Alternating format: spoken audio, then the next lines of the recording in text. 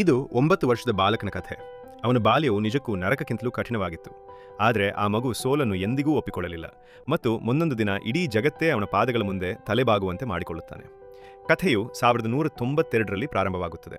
ಆ ಸಮಯದಲ್ಲಿ ಇದನ್ನು ಟ್ಯಾಂಗುಟ್ ಕಿಂಗ್ಡಮ್ ಎಂದು ಕರೆಯಲಾಗುತ್ತಿತ್ತು ಮತ್ತು ಇದನ್ನು ಟ್ಯಾಂಗುಟ್ ರಾಜವಂಶವು ಆಳುತ್ತಿತ್ತು. ಮಂಗೋಲಿಯನ್ ಬುಡಕಟ್ಟುಗಳ ಅನೇಕ ಗುಂಪುಗಳು ಇಲ್ಲಿ ವಾಸಿಸುತ್ತಿದ್ದವು ಮತ್ತು ಪ್ರತಿ ಗುಂಪಿನ ನಾಯಕನನ್ನು ಖಾನ್ ಎಂದು ಕರೆಯಲಾಗುತ್ತಿತ್ತು. ಈ ಬುಡಕಟ್ಟುಗಳ ಖಾನ್ಗಳು ತಮ್ಮ ನಡುವೆ ಆಳವಾದ ದ್ವೇಷವನ್ನು ಹೊಂದಿದ್ದರು, ಏಕೆಂದರೆ ಅವರೆಲ್ಲರೂ ಅಧಿಕಾರದಲ್ಲಿಯೇ ಉಳಿಯಲು ಬಯಸುತ್ತಿದ್ದರು. ಇದರಿಂದಾಗಿ ಅವರ ನಡುವೆ ಆಗಾಗ್ಗೆ ಜಗಳಗಳು ನಡೆಯುತ್ತಿದ್ದವು. ಈ ಹೋರಾಟಗಳಲ್ಲಿ ಅನೇಕ ಜನರು ಕೊಲ್ಲಲ್ಪಡುತ್ತಿದ್ದರು. ಮಂಗೋಲ್ ಜಗತ್ತಿನಲ್ಲಿ ಯಾವುದೇ ನಿಯಮಗಳು ಮತ್ತು ನಿಬಂಧನೆಗಳು ಇರಲಿಲ್ಲ. ಆದ್ದರಿಂದ ಅವರೆಲ್ಲರನ್ನೂ ಒಗ್ಗೂಡಿಸಿ ಹಿಡಿಯಬಲ್ಲ ಒಬ್ಬ ಸುಪ್ರೀಂ ಖಾನ್ನ ಅಗತ್ಯವಿತ್ತು. ಇಲ್ಲಿಂದ ದೃಶ್ಯ ಬದಲಾಗ್ತದೆ ಮತ್ತು ನಾವು ಚೀನಾ ಪಶ್ಚಿಮ ಭಾಗದ ಒಬ್ಬ ವ್ಯಕ್ತಿಯನ್ನು ನೋಡ್ತೀವಿ. ಅವನ ಹೆಸರು ಯಸೂಗೆ. ಅವನು ಒಬ್ಬ ಸಣ್ಣ ಮಟ್ಟದ ಖಾನ್ ಆಗಿರ್ತಾನೆ. ಅವನು ತನ್ನ 9 ವರ್ಷದ ಮಗ ಟೆಮೂಜಿನ್ ಜೊತೆ ಪ್ರಯಾಣದಲ್ಲಿದ್ದನು. ವಾಸ್ತವವಾಗಿ ಯಸೂಗೆ ತನ್ನ ಮಗನಿಗೆ ಯೋಗ್ಯವಾದ ವಧುವನ್ನು ಹುಡುಕಲು ಹೊರಟಿದ್ದನು. ರಾತ್ರಿಯಾದಾಗ ಅವನು ತನ್ನ ಸ್ನೇಹಿತನ ಗುಡಾರದಲ್ಲಿ ವಿಶ್ರಾಂತಿ ಪಡೆಯಲು ತಂಗುತ್ತಾರೆ. ಆ ಮಧ್ಯೆ ಟೆಮೂಜಿನ್ ತನ್ನ ಕುದುರೆಯ ಬಳಿ ನಿಂತಿದ್ದಾಗ ಒಬ್ಬ ಪುಟ್ಟ ಹುಡುಗಿ ಅವನ ಬಳಿಗೆ ಬರ್ತಾಳೆ. ಅವಳ ಹೆಸರು ಬೊರ್ಟೆ. ಅವಳು ಅವನ ಹೆಸರು ಮತ್ತು ಇಲ್ಲಿಗೆ ಏಕೆ ಬಂದಿದ್ದಾನೆಂದು ಎಂದು ಪ್ರಶ್ನಿಸ್ತಾಳೆ. ಟೆಮೂಜಿನ್ ಸರಳವಾಗಿ ತನ್ನ ಹೆಸರನ್ನು ಹೇಳ್ತಾನೆ ಮತ್ತು ನನಗೆ ಹೆಂಡತಿ ಹುಡುಕಲು ತಂದೆಯ ಜೊತೆ ಬಂದಿದ್ದೇನೆ ಎಂದು ಹೇಳ್ತಾನೆ. ನಂತರ ಬರ್ಟೆ ಅವನಿಗೆ, ಹಾಗಾದರೆ ನೀನು ನನ್ನನ್ನೇ ಮದುವೆ ಆಗಬೇಕು ಎಂದು ಹೇಳಿ ಅಲ್ಲಿಂದ ತಟತಟನೆ ಓಡಿ ಹೋಗ್ತಾರೆ. ರಾತ್ರಿ ಟೆಮೂಜಿನ್ ತನ್ನ ತಂದೆಯ ಬಳಿ ಕುಳಿತಿರುವಾಗ ಯಸೂಗೆ, ನಿನಗೆ ಅತ್ಯಂತ ಶಕ್ತಿಶಾಲಿ ಕುಲದ ಹುಡುಗಿಯೇ ಹೆಂಡತಿಯಾಗಿ ಬರಬೇಕೇ ಎಂದು ಹೇಳ್ತಾನೆ. ಆದರೆ ಟೆಮೂಜಿನ್, ನನ್ನ ಹೆಂಡತಿಯನ್ನು ನಾನು ತಾನೇ ಆಯ್ಕೆ ಮಾಡುತ್ತೇನೆ ಎಂದು ಹೇಳ್ತಾನೆ. ಈ ಹಠದ ಮುಂದೆ ಯಸೂಗೆ ಮಣಿದು ತನ್ನ ಸ್ನೇಹಿತರ ಕುಲದಲ್ಲಿರುವ ಹುಡುಗಿಯರಲ್ಲಿ ಯಾರನ್ನಾದರೂ ಆಯ್ಕೆ ಮಾಡಲು ಅವಕಾಶ ಕೊಡ್ತಾನೆ. ಮರುದಿನ ಬೆಳಿಗ್ಗೆ ಯಸೂಗೆ ಎಲ್ಲಾ ಹುಡುಗಿಯರನ್ನು ಸಾಲಿನಲ್ಲಿ ನಿಲ್ಲಿಸಿ ಅವರ ಕಾಲುಗಳನ್ನು ಎಚ್ಚರಿಕೆಯಿಂದ ನೋಡ್ತಾನೆ. ಯಾಕೆಂದರೆ ಅವನು ಬಲವಾದ ಕಾಲುಗಳನ್ನು ಹೊಂದಿರುವ ಹುಡುಗಿ ಮಾತ್ರ ತನ್ನ ಗಂಡನನ್ನು ಸಂತೋಷವಾಗಿಡಲು ಸಮರ್ಥಳು ಎಂದು ನಂಬಿದ್ದನು. ಟೆಮೂಜಿನ್ ಕೂಡ ಎಲ್ಲರನ್ನೂ ಗಮನದಿಂದ ನೋಡ್ತಾನೆ. ಕೊನೆಯಲ್ಲಿ ಅವನು ಆಯ್ಕೆ ಮಾಡಿದ್ದು ಬೊರ್ಟೆಯನ್ನೇ. ಆ ಇಬ್ಬರ ವಿವಾಹವೂ ನೆರವೇರುತ್ತದೆ. ಆದರೆ ಮದುವೆಯ ನಂತರವೂ ಅವರಿಬ್ಬರೂ ಮುಂದಿನ 5 ವರ್ಷಗಳ ಕಾಲ ಒಟ್ಟಿಗೆ ಇರಲು ಸಾಧ್ಯವಾಗಲಿಲ್ಲ, ಏಕೆಂದರೆ ಅದು ಅವರ ಬುಡಕಟ್ಟು ಜನಾಂಗದ ನಿಯಮವಾಗಿತ್ತು. ಹೀಗಾಗಿ ಟೆಮೂಜಿನ್ ಮತ್ತು ಅವನ ತಂದೆಯ ಪ್ರಯಾಣ ಇಲ್ಲಿಂದ ಮುಂದಕ್ಕೆ ಸಾಗುತ್ತದೆ. ಪ್ರಯಾಣಕ್ಕೆ ಹೊರಡುವ ಮೊದಲು ಟೆಮೂಜಿನ್ ತನ್ನ ಪ್ರಿಯ ಬೊರ್ಟೆಗೆ ಒಂದು ಸರವನ್ನು ಉಡುಗೊರೆಯಾಗಿ ಕೊಡುತ್ತಾನೆ ಮತ್ತು ನಾನು ನಿನಗಾಗಿ ಬೇಗನೆ ಹಿಂತಿರುಗುತ್ತೇನೆ ಎಂದು ಹೇಳಿ ಹೊರಡ್ತಾನೆ. ಟೆಮೂಜಿನ್ ಮತ್ತು ಯಸೂಗೆ ತಮ್ಮ ಜನರೊಂದಿಗೆ ಮುಂದೆ ಪ್ರಯಾಣ ಆರಂಭಿಸುತ್ತಾರೆ. ಸ್ವಲ್ಪ ದೂರ ಹೋದ ನಂತರ ಅವರು ವಿಶ್ರಾಂತಿಗಾಗಿ ಒಂದು ಸ್ಥಳದಲ್ಲಿ ನಿಲ್ಲುತ್ತಾರೆ. ಇಲ್ಲಿ ಅವರೆಲ್ಲರೂ ಸ್ವಲ್ಪ ಭಯಭೀತರಾಗಿದ್ದರು, ಏಕೆಂದರೆ ಅವರ ಮುಂದೆ ಸ್ವಲ್ಪ ದೂರದಲ್ಲಿ ಮತ್ತೊಂದು ಖಾನ್ ಗುಂಪಿನ ಜನರು ಕುಳಿತಿದ್ದರು. ಸ್ವಲ್ಪ ಸಮಯದ ನಂತರ ಆ ಖಾನ್ನ ಒಬ್ಬ ವ್ಯಕ್ತಿ ಯಸೂಗೆಗಾಗಿ ಹಾಲಿನಿಂದ ತುಂಬಿದ ಒಂದು ಪಾತ್ರೆಯನ್ನು ತರ್ತಾನೆ. ಅವರ ಬುಡಕಟ್ಟಿನಲ್ಲಿ ಶಾಂತಿಯ ಚಿಹ್ನೆ, ಒಂದು ತಾತ್ಕಾಲಿಕ ಒಪ್ಪಂದದ ಸೂಚನೆ. ಯಸೂಗೆ ಅದನ್ನು ಗೌರವದಿಂದ ಸ್ವೀಕರಿಸ್ತಾನೆ ಮತ್ತು ತನ್ನ ಕಡೆಯಿಂದಲೂ ಸಹ ಮುಂದೆ ಕುಳಿತಿರುವ ಖಾನ್ಗೆ ಒಂದು ಬಟ್ಟಲ ಹಾಲನ್ನು ಕಳುಹಿಸ್ತಾನೆ. ಯಸೂಗೆಯ ಯೋಧರು ತಕ್ಷಣ ಎಚ್ಚರಿಕೆಯಿಂದ ಹೇಳ್ತಾರೆ, ಆ ಹಾಲನ್ನು ಮೊದಲು ಒಬ್ಬ ಸೇವಕನಿಗೆ ಕುಡಿಸಿ ಪರೀಕ್ಷಿಸೋಣ. ಆದರೆ ಯಸೂಗೆ ತಲೆ ಆಡಿಸ್ತಾನೆ, ಇಲ್ಲ, ನಾನು ಅವರ ವಿಶ್ವಾಸವನ್ನು ಮುರಿಯೋದಿಲ್ಲ ಎಂದು ಹೇಳಿ ಸ್ವತಃ ಆ ಹಾಲನ್ನು ಕುಡಿಯುತ್ತಾನೆ. ಅದೇ ಸಮಯದಲ್ಲಿ ಆ ಎದುರಿನ ಖಾನ್ ಕೂಡ ಯಸೂಗೆ ಕಳುಹಿಸಿದ ಹಾಲನ್ನು ಕುಡಿಯುತ್ತಾನೆ. ಆದರೆ ಕೆಲವೇ ಗಂಟೆಗಳ ನಂತರ ಪ್ರಯಾಣ ಮುಂದುವರಿಸಿದಾಗ ಅಕಸ್ಮಾತ್ತಾಗಿ ಯಸೂಗಿನ ಹೊಟ್ಟೆಯಲ್ಲಿ ಭೀಕರ ನೋವು ಶುರುವಾಗ್ತದೆ.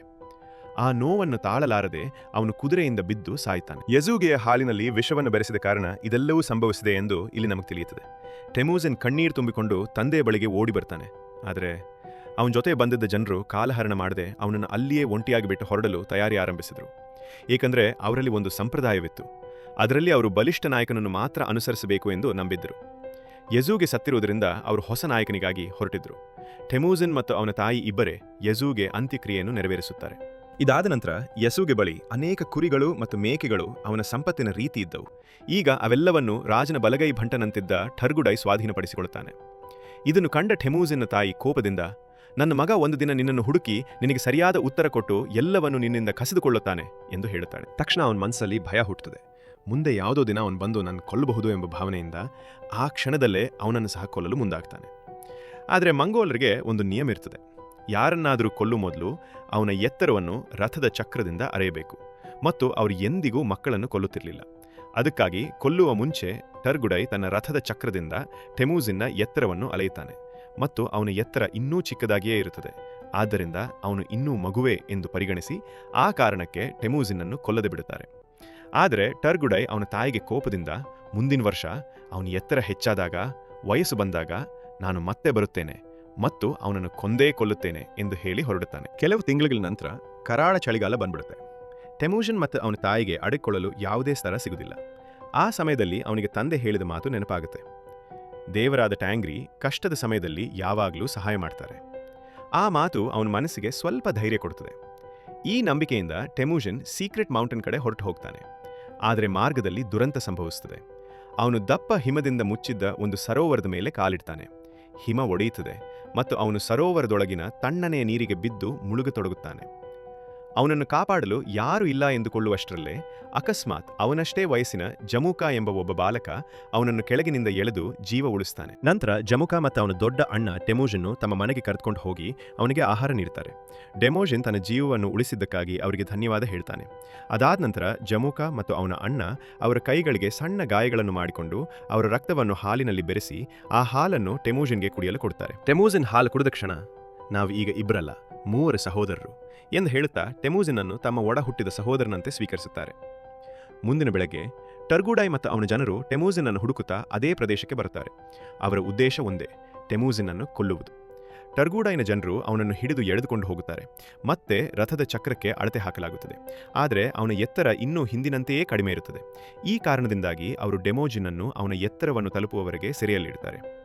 ಅವರ ಕುಲದಲ್ಲಿ ಒಬ್ಬ ಒಳ್ಳೆಯ ಮೃದುವಾದ ಹಿರಿಯ ವ್ಯಕ್ತಿ ಇದ್ದನು. ಅವನು ಪ್ರತಿದಿನ ಟೆಮುಜಿನ್ಗೆ ಆಹಾರ ಕೊಡ್ತಿದ್ದ ಮತ್ತು ಅವನ ಗಾಯಗಳಿಗೆ ಬ್ಯಾಂಡೇಜ್ ಹಾಕ್ತಿದ್ರು. ಕೆಲವು ದಿನಗಳ ನಂತರ ಟರ್ಗುಡಾಯ್ ಮತ್ತೆ ಅವನ ಎತ್ತರವನ್ನು ಅಳೀತಾನೆ. ಆದರೆ ಟೆಮುಜಿನ್ನ ಎತ್ತರ ಮರಳಿ ಅಷ್ಟೇ ಇರ್ತದೆ. ಅದೇ ಸಮಯದಲ್ಲಿ ಭಾರೀ ಮಳೆ ಸುರಿಯಲು ಶುರುವಾಗ್ತದೆ. ಇದೇ ಕ್ಷಣ ಆ ಮಳೆಯ ಲಾಭ ಪಡೆದುಕೊಂಡ ಒಳ್ಳೆಯ ವೃದ್ಧ ಟೆಮುಜಿನ್ನು ಸೆರೆಯಿಂದ ಬಿಡಿಸಿ ಅವನನ್ನು ಓಡಿ ಹೋಗಲು ಹೇಳ್ತಾನೆ. ಟೆಮುಜಿನ್ ಓಡಿ ಓಡಿ ಬಹಳ ದೂರ ಹೋಗ್ತಾನೆ. ಅವನ ಕತ್ತಿನ ಸುತ್ತ ಒಂದು ಭಾರವಾದ ಮರದ ಉರುಳು ಹಾಗೇ ಇರ್ತದೆ. ಆದರೂ ಸಹ ಶಕ್ತಿ ಕಳೆದುಕೊಂಡ ದೇಹದೊಂದಿಗೆ ಅವನು ಬೆಟ್ಟದ ಮೇಲೆ ಏರುತ್ತಾನೆ. ಅದೇ ಬೆಟ್ಟ ಅವನ ತಂದೆಯು ಹೇಳಿದ ಪವಿತ್ರ ಸ್ಥಳ.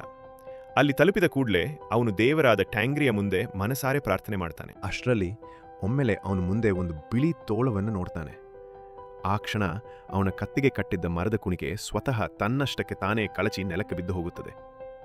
ಇಲ್ಲಿಂದ ದೃಶ್ಯ 1186ಕ್ಕೆ ಬದಲಾಗುತ್ತದೆ.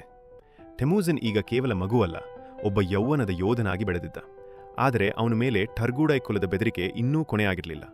ಹಲವು ವರ್ಷಗಳಿಂದ ಟೆಮುಜಿನ್ ಹುಡುಕುತ್ತಿದ್ದ ಅವರು ಒಂದು ದಿನ ಅವನನ್ನು ಪತ್ತೆ ಹಚ್ಚುತ್ತಾರೆ. ಮತ್ತೆ ಹಾಗೆಯೇ ಹಿಡಿದು ಬಾಲ್ಯದಲ್ಲಿ ಹಾಕಿದ್ದ ಅದೇ ಮರದ ಕತ್ತಿನ ಕುಣಿಕೆಯಲ್ಲಿ ಅವನನ್ನು ಸೆರೆ ಇಡ್ತಾರೆ. ಈ ಬಾರಿ ಟೆಮುಜಿನ್ನ ಎತ್ತರವೂ ಇದೆ, ವಯಸ್ಸೂ ಬಂದಿದೆ. ಆದ್ದರಿಂದ ಕೊಲ್ಲುವ ಸಾಧ್ಯತೆ ಬಹಳ ಹೆಚ್ಚಿತ್ತು. ಆದರೆ ಟರ್ಗುಡಾಯ್ ಅವನನ್ನು ತನ್ನನ್ನು ತಕ್ಷಣ ಕೊಲ್ಲುವುದಿಲ್ಲ, ಏಕೆಂದರೆ ಅವನಿಗೆ ಒಂದು ಕ್ರೂರ ಆಸೆ ಇರುತ್ತದೆ.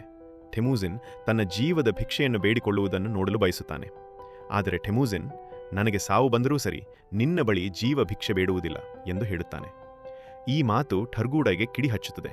ಅವನು ಟೆಮುಜಿನ್ನು ಭಯಾನಕವಾಗಿ ಹಿಂಸಿಸಲು ಶುರು ಮಾಡುತ್ತಾನೆ ಮತ್ತು ನಿನ್ನನ್ನು ನಿಧಾನವಾಗಿ ಚಿತ್ರ ಹಿಂಸೆ ಕೊಟ್ಟು ಸಾಯಿಸುತ್ತೇನೆ ಎಂದು ಹೇಳುತ್ತಾನೆ. ಈ ನಡುವೆ ಹಿಂದೊಮ್ಮೆ ಟೆಮುಜಿನ್ ಜೀವ ಉಳಿಸಿದ ಅದೇ ಒಳ್ಳೆಯ ವೃದ್ಧನು ಬದುಕಿರುತ್ತಾನೆ ಮತ್ತು ಈ ಬಾರಿ ಕೂಡ ಟೆಮುಜಿನ್ ಬಳಿ ಬಂದು ಅವನಿಗೆ ನೀರು ಕೊಡುತ್ತಾನೆ ಮತ್ತು ಗಾಯಗಳನ್ನು ನೋಡಿಕೊಳ್ಳುತ್ತಾನೆ. ಆ ಸಂಜೆ ಎಲ್ಲರೂ ತಮ್ಮ ತಮ್ಮ ಕೆಲಸದಲ್ಲಿ ತೊಡಗಿದ್ದಾರೆ. ಟರ್ಗುಡಾಯ್ ಮಾತ್ರ ಟೆಮುಜಿನ್ ಬಳಿಗೆ ಒಬ್ಬನೇ ಮಾತನಾಡಲು ಒಬ್ಬಂಟಿಯಾಗಿ ಹೋಗ್ತಾನೆ.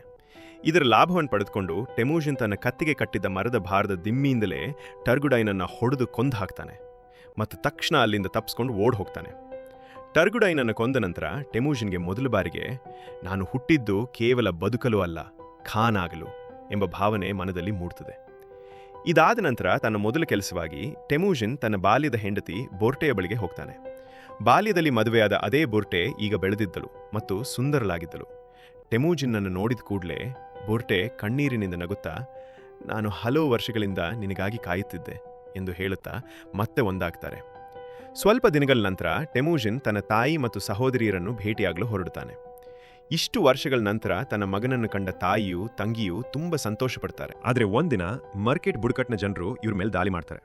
ಯಾಕೆಂದ್ರೆ ತುಂಬ ವರ್ಷಗಳ ಹಿಂದೆ ಈ ಗುಂಪಿನ ಮೇಲೆ ಟೆಮುಜಿನ್ ತಂದೆ ಯೆಸೂಗೆ ಅವ್ರ ಮೇಲೆ ದಾಳಿ ಮಾಡಿ ಅವನ ತಾಯಿಯನ್ನು ಅಪಹರಿಸಿದ್ದನು. ಆ ದಿನದಂದು ಆ ಪುಟ್ಟ ಹುಡುಗ ತನ್ನ ತಾಯಿಯ ಮೇಲಿನ ಈ ಸೇಡನ್ನು ತೀರಿಸಿಕೊಳ್ಳುವುದಾಗಿ ಶಪಥ ಮಾಡಿದ್ದನು ಮತ್ತು ಇಂದು ಆ ಗುಂಪಿನ ಖಾನ್ ಆಗಿ ಬಂದಿದ್ದನು. ಮತ್ತು ಅವರು ಬೋರ್ಟೆಯನ್ನು ಕಿಡ್ನಾಪ್ ಮಾಡಲು ಸಂಚು ಹೂಡಿದ್ರು. ಟೆಮುಜಿನ್ ಮತ್ತು ಬೋರ್ಟೆ ಇಬ್ಬರೂ ಆ ದಾಳಿಯಿಂದ ಪಾರಾಗಲು ಪ್ರಯತ್ನಿಸ್ತಾರೆ. ಆದರೆ ಅಕಸ್ಮಾತ್ ಒಂದು ಬಾಣ ನೇರವಾಗಿ ಬೋರ್ಟೆ ಮೇಲೆ ಬಿದ್ದು ಅವಳು ಕುದುರೆಯಿಂದ ಕೆಳಗೆ ಬಿದ್ದು ಹೋಗುತ್ತಾಳೆ. ತಕ್ಷಣ ದಾಳಿಕೋರರು ಅವಳನ್ನು ಹಿಡಿದು ಕಿಡ್ನಾಪ್ ಮಾಡ್ಕೊಂಡು ಹೋಗುತ್ತಾರೆ. ಈ ದಾಳಿಯ ಹಿಂದೆ ಇದ್ದ ಮರ್ಕೆಟ್ ಖಾನ್ ಬೋರ್ಟೆಯನ್ನು ತನ್ನ ಹೆಂಡತಿಯಾಗಿ ಮಾಡಿಕೊಳ್ಳಲು ಬಯಸುತ್ತಿದ್ದ. ಮತ್ತೊಂದೆಡೆ ಟೆಮುಜಿನ್ಗೆ ಇದ್ದದ್ದು ಒಂದೇ ಗುರಿ, ಎಷ್ಟೇ ಕಷ್ಟ ಆದರೂ ತನ್ನ ಹೆಂಡತಿಯನ್ನು ರಕ್ಷಿಸಿ ಮರಳಿ ಪಡೆಯಬೇಕು. ಆದರೆ ಅವನು ಒಬ್ಬನೇ ಅದನ್ನು ಮಾಡಲು ಸಾಧ್ಯ ಆಗಲಿಲ್ಲ. ಹೀಗಾಗಿ ಅವನು ನೆರವಿಗಾಗಿ ಹೋಗಿದ್ದು ತನ್ನ ರಕ್ತ ಸಹೋದರನಾದ ಜಮುಕಾ ಬಳಿಗೆ. ಜಮೂಖ ಕೂಡ ಈಗ ಒಬ್ಬ ಶಕ್ತಿಶಾಲಿ ಕುಲದ ಖಾನ್ ಆಗಿದ್ದ ಮತ್ತು ಅವನು ಬಲಿಷ್ಠ ಸೇನೆಯನ್ನು ಹೊಂದಿದ್ದನು. ಅವನು ಟೆಮೂಜಿನ್ಗೆ ಸಹಾಯ ಮಾಡಲು ಒಪ್ತಾನೆ. ಆದರೆ ನೀನು 1 ವರ್ಷ ಕಾಯಬೇಕು, ಏಕೆಂದರೆ ಇತರ ಬುಡಕಟ್ಟು ಜನಾಂಗದವರ ಮೇಲೆ ದಾಳಿ ಅದನ್ನೆಲ್ಲ ತನ್ನದಾಗಿಸಿಕೊಂಡು ನಂತರ ಬರುವುದಾಗಿ ಹೇಳ್ತಾನೆ. ಟೆಮೂಜಿನ್ ಕೂಡ ಇದಕ್ಕೆ ಒಪ್ತಾನೆ. ಸಮಯ ಓಡುತ್ತದೆ, 1 ವರ್ಷ ಕಳೆಯುತ್ತದೆ. ನಂತರ ಟೆಮೂಜಿನ್ ಮತ್ತು ಜಮೂಖ ತಮ್ಮ ತಮ್ಮ ಸೇನೆಯೊಂದಿಗೆ ಮರ್ಕಿಟ್ಗಳ ಮೇಲೆ ದಾಳಿ ನಡೆಸ್ತಾರೆ. ಯುದ್ಧ ಭೀಕರ. ಕತ್ತಿಗಳು, ಬಾಣಗಳು, ಗರ್ಜನೆಗಳು. ಅವರ ಗೂಡು ಸಂಪೂರ್ಣ ಹೊತ್ತಿ ಹೋಗುತ್ತದೆ. ಹೋರಾಟದ ನಂತರ ಅವರು ಮರ್ಕಿಟ್ ಖಾನ್ನನ್ನು ಕೊಂದು ಹಾಕ್ತಾರೆ ಮತ್ತು ತಮ್ಮ ಅಗತ್ಯ ವಸ್ತುಗಳನ್ನು ತಮ್ಮೊಂದಿಗೆ ತೆಗೆದುಕೊಂಡು ಹೋಗುತ್ತಾರೆ. ಈ ನಡುವೆ ಒಂದು ಗುಡಾರದೊಳಗೆ ಬೊರ್ಟೆ ಗರ್ಭಿಣಿಯಾಗಿ ಕುಳಿತಿದ್ದಳು. ಆ ಸ್ಥಿತಿಯಲ್ಲಿದ್ದರೂ ಟೆಮೂಜಿನ್ ಅವಳನ್ನು ಖುಷಿಯಿಂದ ಮರಳಿ ಪಡೆಯುತ್ತಾನೆ. ಆ ರಾತ್ರಿ ಟೆಮೂಜಿನ ಶಿಬಿರದಲ್ಲಿ ಅವರ ಗೆಲುವಿನ ಸಂಭ್ರಮ. ಯುದ್ಧದಿಂದ ಪಡೆದ ಸಮಾಜದ ಸಂಪತ್ತು ಎಲ್ಲರೂ ಹಂಚಿಕೊಳ್ಳಬೇಕೆಂದು ಯೋಧರು ಹೇಳ್ತಾರೆ. ಆದರೆ ಟೆಮೂಜಿನ್, ನಾನು ಕೇವಲ 10% ಮಾತ್ರ ಇಟ್ಟುಕೊಳ್ತೇನೆ. ಉಳಿದ 90% ಹೋರಾಡಿದ ಯೋಧರ ಕುಟುಂಬಗಳಿಗೂ ಮತ್ತು ಕೊಲ್ಲಲ್ಪಟ್ಟವರ ಕುಟುಂಬಗಳಿಗೂ ಕೊಟ್ಟುಬಿಡಿ ಎಂದು ಹೇಳ್ತಾನೆ. ಈ ದಾನದ ಮನಸ್ಸನ್ನು ನೋಡಿ ಜಮೂಕ ಶಿಬಿರದಲ್ಲಿದ್ದ 2 ಮಂದಿ ಯೋಧರು ನೇರವಾಗಿ ಟೆಮೂಜಿನ ಕಡೆ ಸೇರುತ್ತಾರೆ. ಮಂಗೋಲರ ಸಂಪ್ರದಾಯದಲ್ಲಿ ಅವರು ತಮ್ಮ ಖಾನನ್ನು ತಾವು ಆಯ್ಕೆ ಮಾಡಬಹುದಿತ್ತು. ಈ ನಿಯಮದಿಂದ ಜಮೂಕ ಏನೂ ಮಾಡಲಾಗದೆ ಅವನ 2 ಯೋಧರು ಟೆಮೂಜಿನ್ ಕಡೆ ಸೇರಿದ್ದನ್ನು ನೋಡಿ ಅವನ ಮನಸ್ಸಿನಲ್ಲಿ ಕೋಪದ ಬೆಂಕಿ ಜ್ವಾಲಿತವಾಗುತ್ತದೆ. ಇದರಿಂದ ಟೆಮೂಜಿನ್ ವಿರುದ್ಧ ಜಮೂಕ ಮನಸ್ಸಿನಲ್ಲಿ ಒಂದು ಕಪ್ಪು ಮಸುಕಾದ ದ್ವೇಷ ಹುಟ್ಟುತ್ತದೆ. ಒಂದು ದಿನ ಜಮೂಕ ಜನರು ಟೆಮೂಜಿನ್ನ ಯೋಧರ ಕುದುರೆಗಳನ್ನು ಕದ್ದಿರುವುದನ್ನು ಪತ್ತೆ ಹಿಡಿಯುತ್ತಾರೆ. ಜಮೂಕ ಜನರು ಹೆದರಿಕೊಂಡು ಆ ಸ್ಥಳದಿಂದ ಓಡಿಬಿಡುತ್ತಾರೆ. ಅದರ ನಡುವೆ ಟೆಮೂಜಿನ್ನ ಯೋಧರು ಕೋಪದ ಉಬ್ಬರದಲ್ಲಿ ಆಕಸ್ಮಿಕವಾಗಿ ಒಂದು ಬಣ ಬಿಟ್ಟಾಗ ಒಬ್ಬ ಸಾಯುತ್ತಾನೆ. ಆ ಮೃತದೇಹವನ್ನು ನೋಡಿದಾಗ ಅವರಿಗೆ ಭೀಕರ ಸತ್ಯ ಗೊತ್ತಾಗುತ್ತದೆ. ಕೊಲ್ಲಲ್ಪಟ್ಟವರಲ್ಲಿ ಜಮೂಕನ ದೊಡ್ಡ ಅಣ್ಣನೂ ಇದ್ದನು. ಜಮೂಕಗೆ ತನ್ನ ದೊಡ್ಡ ಅಣ್ಣನ ಸಾವಿನ ವಿಷಯ ತಿಳಿತಿದ್ದಂತೆಯೇ ಅವನ ಮನಸ್ಸಿನಲ್ಲಿ ದ್ವೇಷದ ಅಗ್ನಿ ಜ್ವಾಲಿತವಾಯಿತು. ಇದೀಗ ಅವನು ಒಂದೇ ನಿರ್ಧಾರ ಮಾಡಿದ: ಟೆಮೂಜನ್ನು ಕೊಲ್ಲಲೇಬೇಕು. ತನ್ನ ಅಣ್ಣನ ಸಾವಿನ ಪ್ರತೀಕಾರ ಅವನಿಗೆ ಒಂದು ಧರ್ಮದ ಕೆಲಸದಂತೆ ಅನಿಸಿತು. ಆದ್ದರಿಂದ ಜಮುಖ ಸುತ್ತಲಿನ ಅನೇಕ ಕುಲಗಳ ಖಾನ್ಗಳ ಜೊತೆಗೊಂದುಗೂಡ್ತಾನೆ. ಒಂದು ಮಹಾ ಸೇನೆಯನ್ನು ರಚಿಸುತ್ತಾನೆ ಮತ್ತು ಆ ಸೇನೆಯೊಂದಿಗೆ ಟೆಮೂಜಿನ್ನ ಕುಲದ ಮೇಲೆ ಭಾರೀ ದಾಳಿ ನಡೆಸುತ್ತಾನೆ. ಟೆಮೂಜಿನ್ಗೆ ಗೊತ್ತಿತ್ತು ತಾನು ಜಮುಖ ಮೇಲೆ ಗೆಲುವು ಸಾಧಿಸಲಾರನೆಂದು, ಏಕೆಂದರೆ ಜಮುಖ ಬಳಿ ಅವನಿಗಿಂತ ಬಹಳ ಹೆಚ್ಚು ಯೋಧರಿದ್ದರು. ಹೀಗಾಗಿ ತನ್ನ ಕುಲದ ಹೆಂಗಸರಿಗೆ ಮತ್ತು ಮಕ್ಕಳಿಗೆ ಅದಾಗಲೇ ಅಲ್ಲಿಂದ ಕಳಿಸಿಬಿಟ್ಟಿರ್ತಾನೆ. ಆದರೆ ಉಳಿದ ಪುರುಷರಿಗೆ ನಾವು ಹೋರಾಡಲೇಬೇಕು ಎಂದು ಕೇಳಿಕೊಳ್ತಾನೆ. ಯುದ್ಧ ಆರಂಭವಾಗುತ್ತದೆ. ಕತ್ತಿಗಳು ಹೊಳೆಯುತ್ತವೆ, ಚೀರಾಟಗಳು, ರಕ್ತ, ಗದ್ದಲ, ಭಯಂಕರ ಯುದ್ಧ. ಕೊನೆಯಲ್ಲಿ ಟೆಮೂಜಿನ್ ಮತ್ತು ಅವನ ಯೋಧರು ಜಮುಖ ಮುಂದೆ ಸೋಲು ಅನುಭವಿಸುತ್ತಾರೆ. ಅವರನ್ನೆಲ್ಲ ಬಂದಿಗಳನ್ನಾಗಿ ಮಾಡಲಾಗುತ್ತದೆ. ಜಮುಖ ಟೆಮೂಜನ್ನು ನೀನು ಇನ್ನೂ ನನ್ನ ಸಹೋದರನೇ ಎಂದು ಹೇಳ್ತಾನೆ. ಆದರೂ ಅವನ ಹೃದಯದಲ್ಲಿ ಒಂದೇ ಹಂಬಲ, ತನ್ನ ಅಣ್ಣನ ಸಾವಿನ ಪ್ರತೀಕಾರ. ಆದರೆ ಅವನು ತಕ್ಷಣ ಕೊಲ್ಲದೆ ಟೆಮೂಜಿನ್ಗಾಗಿ ಇನ್ನೂ ಹೆಚ್ಚು ಅವಮಾನಕರ ಶಿಕ್ಷೆ ಆಯ್ಕೆ ಮಾಡುತ್ತಾನೆ. ಜಮುಖ ಅವನನ್ನು ಒಬ್ಬ ಗುಲಾಮನಾಗಿ ಮಾಡಿ ಮತ್ತೊಂದು ಕುಲಕ್ಕೆ ಮಾಡಿಬಿಡ್ತಾನೆ.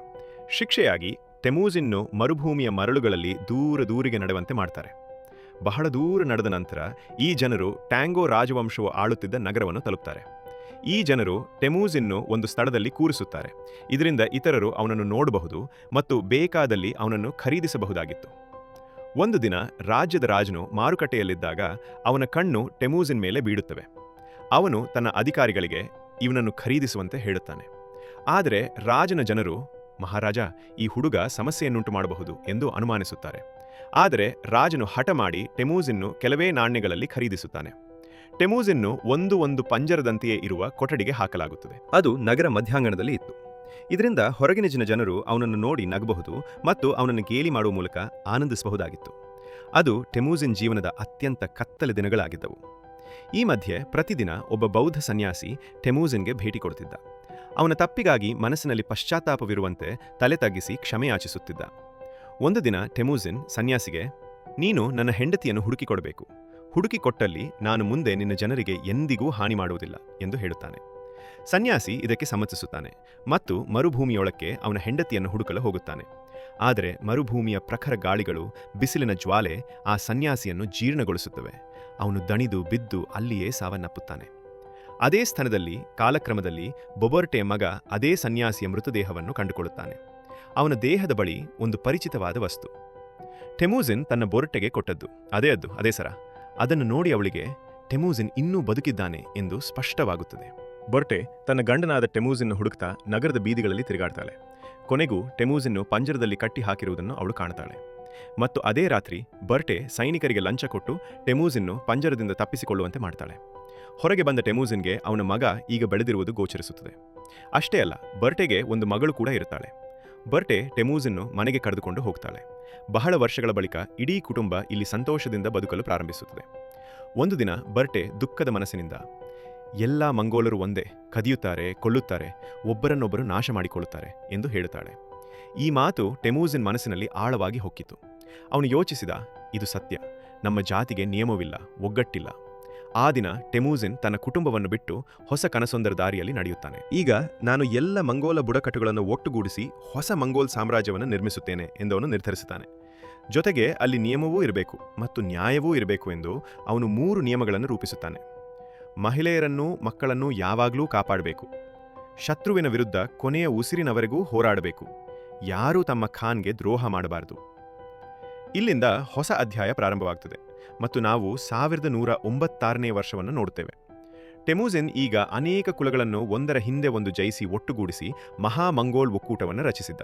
ಆದರೆ ಅವನ ಮಾರ್ಗದ ಮಧ್ಯೆ ಒಂದು ದೊಡ್ಡ ಅಡೆತಡೆ ಮಾತ್ರ ಅವನನ್ನು ರಾಜನಾಗುವುದನ್ನು ತಡೆಯುತ್ತಿತ್ತು. ಅದು ಬೇರೆ ಯಾರೂ ಅಲ್ಲ, ಜಮುಖ, ಅವನ ಬಾಲ್ಯದ ರಕ್ತ ಸಹೋದರ, ಈಗ ಅವನ ದೊಡ್ಡ ಶತ್ರುವಾಗಿ ನಿಂತಿದ್ದ. ಜಮುಖ ಕೂಡ ಒಂದು ದೊಡ್ಡ ಸೈನ್ಯವನ್ನು ಹೊಂದಿದ್ದ. 2 ಬೃಹತ್ ಸೇನೆಗಳು ಒಂದು ವಿಶಾಲ ಸಮರಭೂಮಿಯಲ್ಲಿ, ಯುದ್ಧ ಭೂಮಿಯಲ್ಲಿ ಹೋರಾಡಲು ಸಿದ್ಧರಾಗಿದ್ದರು. ಟೆಮೂಜಿನ್ ಇನ್ನೂ ಜಮುಖಗೆ ಒಂದು ಅವಕಾಶ ನೀಡಲು ಬಯಸುತ್ತಿದ್ದ.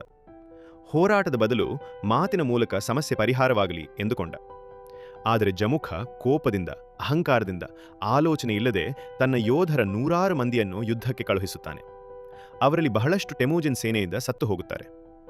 ಕಳೆದ ಅನೇಕ ಗಂಟೆಗಳ ಹೋರಾಟದ ನಂತರ ಕೊನೆಗೂ ಟೆಮೂಜಿನ್ ಜಯಿಸುತ್ತಾನೆ ಮತ್ತು ಜಮುಖ ಬಂಧಿಯಾಗುತ್ತಾನೆ. ಮತ್ತು ಜಮುಖನ ಸೈನಿಕರನ್ನು ಕೊಲ್ಲುವ ಬದಲು ಟೆಮೂಜಿನ್ ಅವರನ್ನು ತನ್ನ ಸೈನ್ಯಕ್ಕೆ ಸೇರಿಸಿಕೊಳ್ಳುತ್ತಾನೆ. ಅದಲ್ಲದೆ ತರ್ಗುಡೈನಿಂದ ತಾನು ಬಂದಿಯಾಗಿದ್ದಾಗೆ ಸಹಾಯ ಮಾಡಿದ ಈ ಒಳ್ಳೆಯ ವೃದ್ಧನನ್ನು ಈ ಬುಡಕಟ್ಟು ಜನಾಂಗದವರ ಜೊತೆ ನೋಡುತ್ತಾನೆ ಮತ್ತು ಈ ವೃದ್ಧನನ್ನು ತನ್ನ ಬುಡಕಟ್ಟಿನ ಸಲಹೆಗಾರನನ್ನಾಗಿ ಮಾಡುತ್ತಾನೆ. ಅದೇ ರಾತ್ರಿ ಟೆಮೂಜಿನ್ ಜಮುಖನ ಪಕ್ಕದಲ್ಲಿ ಕುಳಿತು, ನೋಡು ಸಹೋದರ, ಹೆಚ್ಚಿನ ಜಾಗ, ಹೆಚ್ಚು ಅಧಿಕಾರ, ಇದೆಲ್ಲದರ ಹಂಬಲ ಇವತ್ತು ನಮ್ಮಿಬ್ಬರನ್ನು ಒಬ್ಬರನ್ನೊಬ್ಬರು ಕೊಲ್ಲುವ ಈ ಸ್ಥಿತಿಗೆ ಕಾರಣವಾಗಿದೆ ಎಂದು ಹೇಳ್ತಾನೆ. ಆದರೆ ಜಮುಖನ ಮುಖದಲ್ಲಿ ಸ್ವಲ್ಪ ಕೂಡ ಅಂಜಿಕೆ ಇಲ್ಲದೆ, ನಾನು ನಿನ್ನ ಜಾಗದಲ್ಲಿದ್ದರೆ ಎಲ್ಲ ಶತ್ರು ಯೋಧರನ್ನೂ ಕೊಂದುಬಿಡುತ್ತಿದ್ದೆ ಎನ್ನುತ್ತಾನೆ. ಈ ಸಂಭಾಷಣೆಯ ನಂತರ ಟೆಮೂಜಿನ್ಗೆ ಜಮುಖನ ಮನಸ್ಥಿತಿಯನ್ನು ಬದಲಾಯಿಸಲು ಸಾಧ್ಯವಿಲ್ಲ ಎಂದು ಅರ್ಥವಾಗ್ತದೆ ಮತ್ತು ತನ್ನ ಸಹೋದರನನ್ನು ಕ್ಷಮಿಸಿ ಅವನನ್ನು ಕೊಲ್ಲದೆ ಸುರಕ್ಷಿತವಾಗಿ ಹೋಗಲು ಬಿಡುತ್ತಾನೆ. ಇದಾದ ನಂತರ ನಾವು ಬರ್ಟೆಯೂ ಕೂಡ ಟೆಮೂಜಿನ್ ಜೊತೆ ಇರುವುದನ್ನು ನೋಡುತ್ತೇವೆ ಮತ್ತು ಅವನು ತನ್ನ ಮಕ್ಕಳನ್ನು ನೋಡಿ ತುಂಬಾ ಸಂತೋಷಪಡ್ತಾನೆ. ಕಥೆ ಇಲ್ಲಿಂದ ಮುಂದಕ್ಕೆ ಹೆಜ್ಜೆ ಹಾಕುತ್ತದೆ ಮತ್ತು 1206ರಲ್ಲಿ ಟೆಮೂಜಿನನ್ನು ನೋಡುತ್ತೇವೆ. ಆ ಸಮಯದಲ್ಲಿ ಅವನು ಎಲ್ಲಾ ಮಂಗೋಲರ ಖಾನ್ ಆಗಿದ್ದನು. ಅವನ ಹೆಸರು ಗೆಂಗೀಸ್ ಖಾನ್ ಎಂದು ರೂಪಾಂತರಗೊಂಡಿತ್ತು ಮತ್ತು ಅವನನ್ನು ಇನ್ನೊಂದು ಹೆಸರಿನಿಂದಲೂ ಕರೆಯಲಾಗುತ್ತಿತ್ತು, ಅದು ಸಮುದ್ರದಂತ ದೊಡ್ಡ ಖಾನ್. ಇದಾದ ನಂತರ ಗೆಂಗಿಸ್ ಖಾನ್ ಟಾಂಗುಟ್ ಸಾಮ್ರಾಜ್ಯವನ್ನು ಸಂಪೂರ್ಣವಾಗಿ ನಾಶಪಡಿಸಿದನು ಮತ್ತು ಹೊಸ ಸಾಮ್ರಾಜ್ಯವನ್ನು ಸ್ಥಾಪಿಸಲು ಮುಂದಾದನು. ಆದರೆ ಮಠಗಳ ನಗರವನ್ನು ಮಾತ್ರವನ್ನು ನಾಶ ಮಾಡಲಿಲ್ಲ, ಏಕೆಂದರೆ ಸನ್ಯಾಸಿ ಸಾಯುವ ಮುನ್ನ ನಿನ್ನ ಹೆಂಡತಿಯನ್ನು ಹುಡುಕಿ ತಂದರೆ ಈ ಮಠಗಳ ನಗರವನ್ನು ಎಂದಿಗೂ ಧ್ವಂಸಿಸಬೇಡ ಎಂದು ಕೇಳಿಕೊಂಡಿದ್ದ. ಆದ್ದರಿಂದ ಸನ್ಯಾಸಿಗೆ ಕೊಟ್ಟಿದ್ದ ಮಾತನ್ನು ಹಾಗೆಯೇ ನೆರವೇರಿಸುತ್ತಾನೆ. ಈ ಮಠಗಳ ಪಟ್ಟಣವೇ ಮುಂದೆ ಮಂಗೋಲ್ ಸಾಮ್ರಾಜ್ಯದ ಆಧ್ಯಾತ್ಮಿಕ ಕೇಂದ್ರವಾಗುತ್ತದೆ ಮತ್ತು ಅವನು ನಿರ್ಮಿಸಿದ ಮಂಗೋಲ್ ಸಾಮ್ರಾಜ್ಯ ಇತಿಹಾಸದ ಅತ್ಯಂತ ದೊಡ್ಡ ಸಾಮ್ರಾಜ್ಯಗಳಲ್ಲಿ ಒಂದಾಗಿ ಸೇರ್ಪಡೆಯಾಗ್ತದೆ. ಕೊನೆಯದಾಗಿ ವಿಡಿಯೋ ನೋಡೋದಕ್ಕೆ ತುಂಬ ಧನ್ಯವಾದಗಳು.